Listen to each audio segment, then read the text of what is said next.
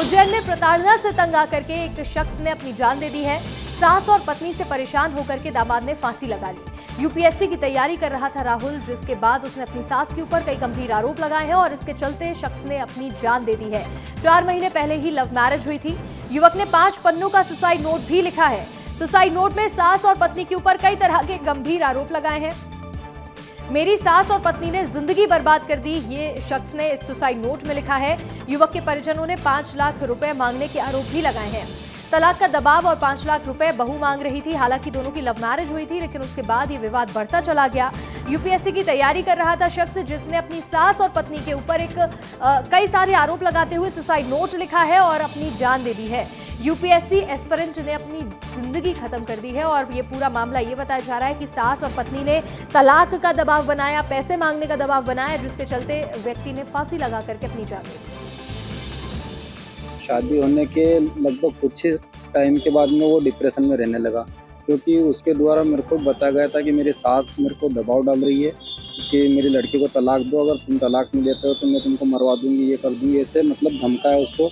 और शराब पी के भी रात को 12-12 बजे 2-2 बजे तक उसको कॉल लगा के डराती थी। और उनके जो हस्बैंड है जिनको उन्होंने रख रखा है, उनके तीनों ने मिलके और इसको इतना दबाव डाला, इतना प्रेशर करा कि इस लड़के ने ये कदम उठाना पड़ा था। परेशान होकर और इसने सुसाइड किया। शादी 10 फरवरी को हुई थी।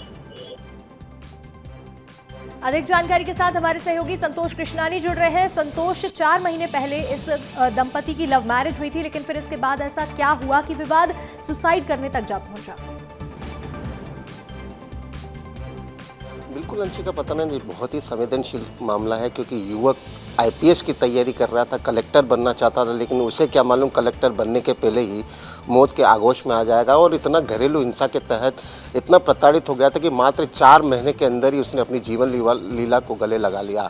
एक रूम में रहता था, रूम में फांसी लगाकर उसने आत्महत्या कर लिया। और इसमें अपनी सास और उसकी जो पत्नी है उसके साथ अनबन के चलते और कहीं ना कहीं जो उसने सुसाइड नोट छोड़ा है, सुसाइड नोट 13 पेज का है और 13 पेज में कई युवाओं को संदेश देने की भी कोशिश की है जो लव मैरिज करते हैं, जो अपने माता पिता की बात न मानकर लव मैरिज करना चाहते हैं, उनके लिए कहीं ना कहीं प्रेरणादायक ये सुसाइड नोट भी हो सकता है। क्योंकि इसमें ऐसी ऐसी बातें लिखी है कि कहीं ना कहीं पूरे आदमी को झंझोर देने वाली सुसाइड नोट है। और इसमें कहीं ना कहीं जिस प्रकार 10 फरवरी को इसकी शादी हुई थी और अभी तो 4 माह ही हुए हैं, 4 माह में लगातार वो अपनी मेहनत कर रहा था, पढ़ाई लिखा करके वो अपना परिवार भी पाल रहा था, मेहनत भी कर रहा था, लेकिन लगातार उसकी सास ने उसके ऊपर तनाव बनाया और उसके ऊपर टॉर्चर करती रही। वो तो करती रही, साथ ही उसकी जो पत्नी थी जिससे लव मैरिज किया था, जिसको जीवन साथी बनाया था, वो भी कहीं ना कहीं उसके लिए दोषी इतनी हो सकती है, क्योंकि लगातार उस पर दबाव बना रही थी।